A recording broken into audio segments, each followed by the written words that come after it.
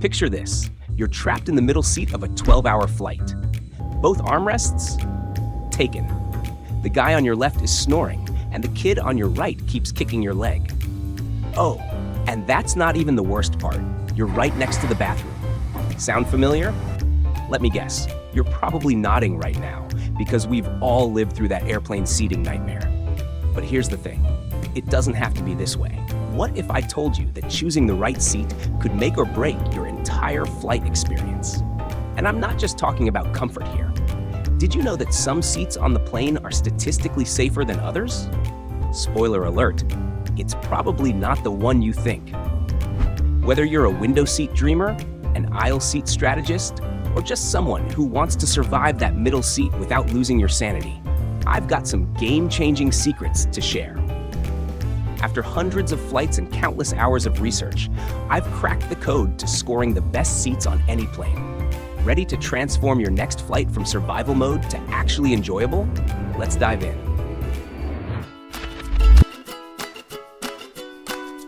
Here's a mind-blowing fact that airlines don't advertise. Your seat choice could be a literal lifesaver. I know what you're thinking. Aren't plane crashes super rare? And you're right. You're more likely to be struck by lightning twice than experience an aviation accident. But stick with me, because this gets interesting. Want to hear something that'll change the way you pick seats forever?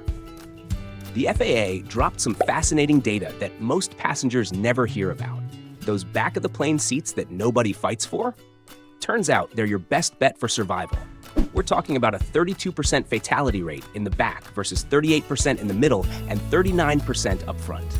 But here's the real shocker. Remember that dreaded middle seat in the back that everyone avoids like the plague? It's actually the safest spot on the entire plane, with just a 28% fatality rate. Talk about an underdog story. The science behind this is pretty fascinating. Think of a plane crash like a car collision. The front takes the biggest hit while the back often stays relatively intact. It's basic physics, but it could make all the difference in the world. Now, I'm not trying to scare you. Flying is still incredibly safe. But if you're like me and love having insider knowledge, this is pure gold. It's like having a secret advantage that most travelers don't know about. Quick reality check though. Every accident is unique, and there's no 100% guarantee with any seat. The real key to safety? Actually paying attention to those flight attendants during the safety demo. Yes, even if you've heard it a million times before. But enough about the scary stuff. Let's talk about how to make your flight not just safe, but actually enjoyable. Because while survival is great, comfort is what makes the journey worth it. Let me paint you a picture of the most crucial moment in air travel. You're standing in that narrow airplane aisle, boarding pass in hand, scanning for your seat. When it hits you, you made the wrong choice. It's too late to change now, and all that's left to do is settle in and endure the consequences. Welcome to airplane seat regret. Trust me, we've all been there. Let's start with what I call the window warrior. The window seat, the introvert's dream and the photographer's paradise. Imagine this. You're curled up against the wall, cozy as can be, watching cotton candy clouds drift by beneath you. Heaven, right? Well, until nature calls. Here's a pro tip most travelers miss. That dreamy window view can turn into a solar torture chamber if you're on the wrong side of the plane. Flying north in the morning, that right side window seat might turn you into a human rotisserie chicken. I learned this the hard way on a 6-hour flight to Seattle. My right arm still hasn't forgiven me. Now let's talk about those aisle seats. Freedom lovers, this one's for you. Want to stretch those legs? Pop to the bathroom? Grab something from the overhead bin? No awkward climbing required. But beware, with great power comes great responsibility. You're now the official gatekeeper for your row, and those drink carts? They're basically ninja assassins targeting your elbows. Here's something most people don't know. If you're flying United, they use this thing called Wilma boarding. Window, middle, aisle. Sounds clever, right? Everyone boards in order, so nobody has to do that awkward climb over your seatmate dance. But here's the catch. If you're in that aisle seat, you're basically the last one to board. And let me tell you, Nothing kills that travel buzz quite like finally getting on the plane, only to find the overhead bins looking like a game of Tetris that's already finished. Oh, and speaking of overhead bins, here's another fun aisle seat surprise. You know all those passengers struggling to lift their apparently brick-filled bags?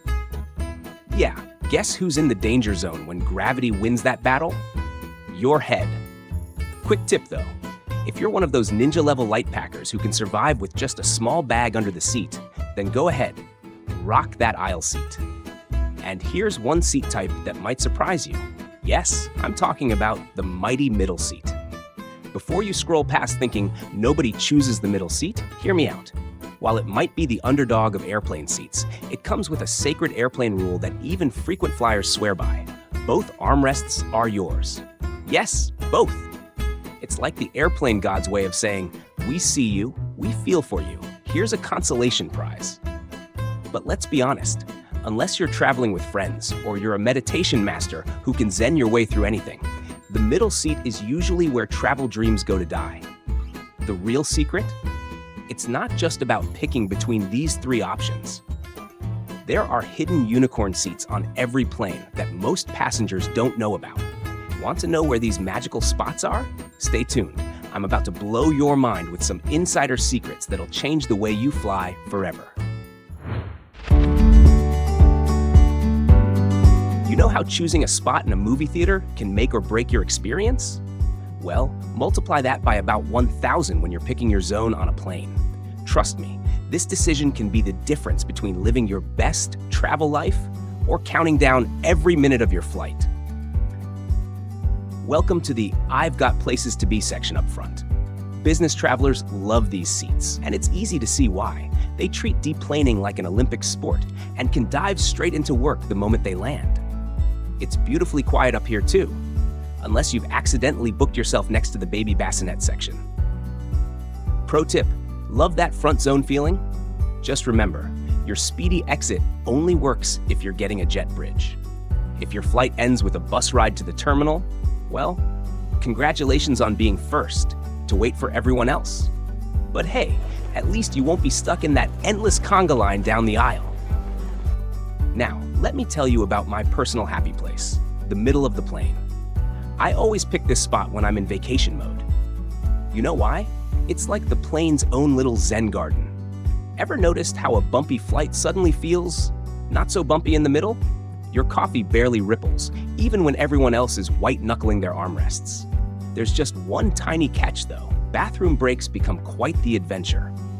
Trust me, trying to reach the restroom from the middle seats feels like you're competing in an obstacle course, complete with hurdle jumping over sleeping passengers and dodge racing those drink carts. And here's the best-kept secret of air travel, the back of the plane. On lighter flights, this is your best bet for scoring an entire row to yourself. Yes, it's a bit bumpier, think gentle roller coaster. And sure, you might hear the flush symphony from the nearby bathrooms, but having space to stretch out? Priceless. Here's the real talk though.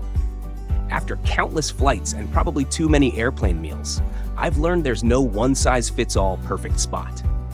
It's like choosing a pizza topping.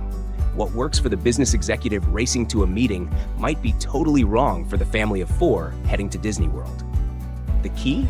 Know your travel style and pick your zone accordingly. Are you team sprint off the plane, team smooth sailing, or team possible empty row? Choose wisely, fellow travelers. Let's talk about some hidden gems that could completely change your flight experience. You know what most passengers don't realize? Not all airplane seats tell the same story. Some are hiding secret superpowers, while others, well, let's just say they come with interesting surprises.